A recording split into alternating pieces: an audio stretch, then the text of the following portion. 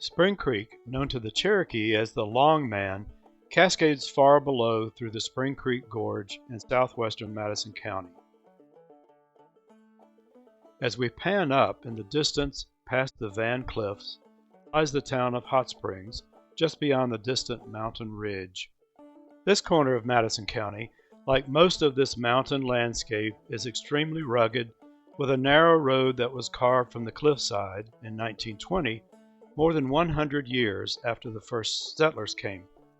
Today, another 100 years have passed, and it's difficult to believe that many subsistence farms have survived, scattered throughout these steep, forested mountains.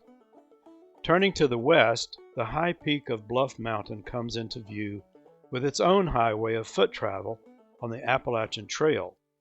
South of this high mountain, we begin to see a few small patches of open, green farmland.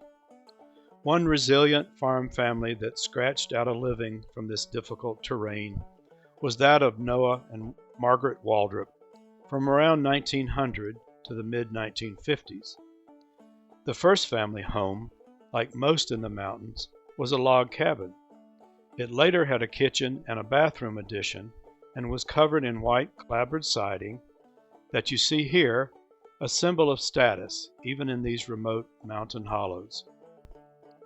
Looking west from behind the house, we see the two main barns on the grassy hill, and down the slope from the house is the small spring house, the family's source of water.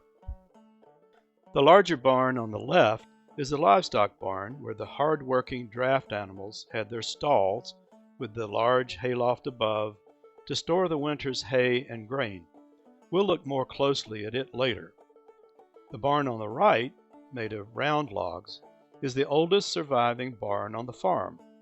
It is a flue-cured tobacco barn and is a rare example of the log barns built for heat curing the earliest commercial tobacco crop in the mountains. Let's take a closer look at this rare yet surviving type of tobacco barn. From the early settlement period, tobacco was grown by most families for their own use, but it wasn't until 1870 that flue-cured tobacco was promoted by the U.S. government as a stimulus program for the economically devastated farmers after the Civil War. Since the green tobacco leaves were cured by heat, the barn had to be tightly sealed to keep in the heat generated from two small rock fireplaces.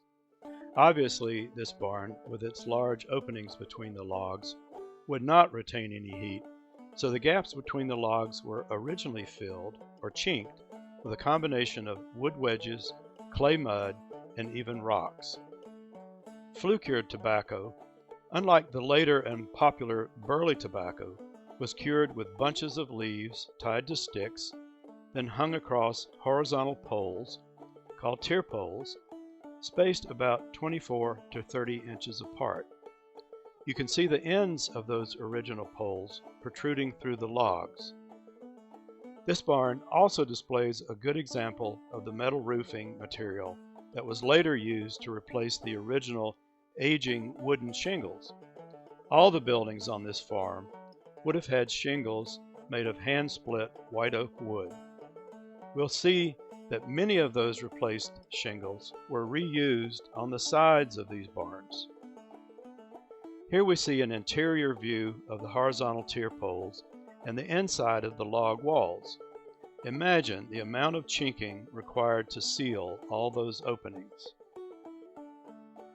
The original foundation of this barn would have been continuous rock walls. Two rock fireplaces or furnaces would have been in the two lowest corners on the ground, with wood fires fed from openings on the outside.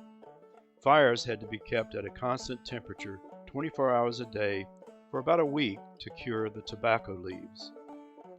Let's get a close-up view of the corner and east exterior wall of this barn.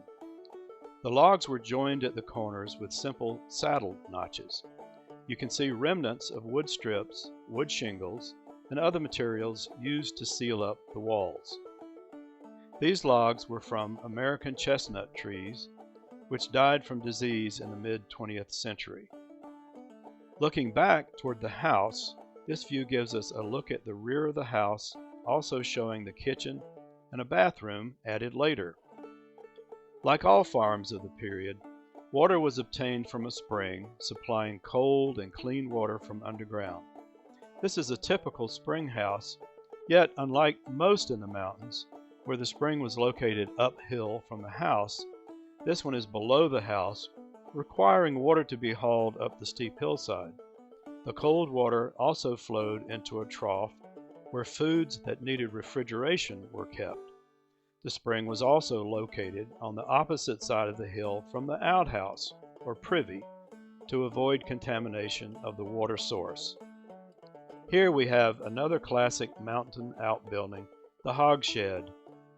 Built at a distance uphill and upwind from the house, this was a classic log shed in which the end logs, in the older tradition, continue into the gable under the end of the roof, which is supported by horizontal poles or purlins across which the split oak roof shingles would have spanned. The log construction, including saddle notches, enabled it to survive the constant efforts of the hogs to break through the walls. And now the big livestock barn.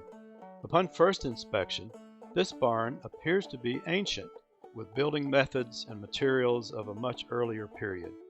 This is a 1.5-story log barn with hallways running through the center in both directions, separating the 4 log cribs or animal stalls. Looking more closely, we find that boards for the doors were not sawn in a sawmill, but were hand split or rived from logs into board thickness, a process that was very slow and required great skill. The floorboards for the loft were also hand split into thicker boards or puncheons.